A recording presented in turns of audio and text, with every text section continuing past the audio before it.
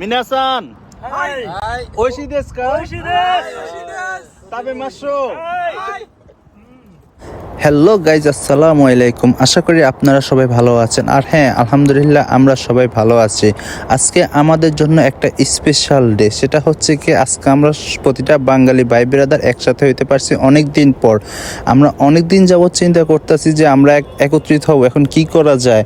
তো গাইজ, আমরা হচ্ছে কি আমাদের আশেপাশে একটা নদী আছে, ওইখানে গিয়ে আমরা সবাই একসাথে বসে বুট মরিচ চানাচুর একসাথে বসে খাওয়া দাওয়া করলাম।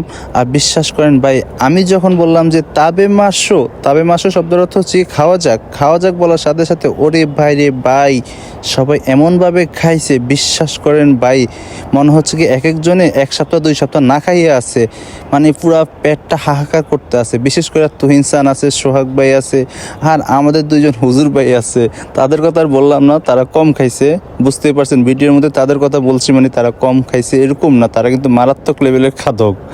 তো যাক, ভাই বেড়াদার একসাথে হইলাম, খুবই ভালো লাগলো দিন শেষ।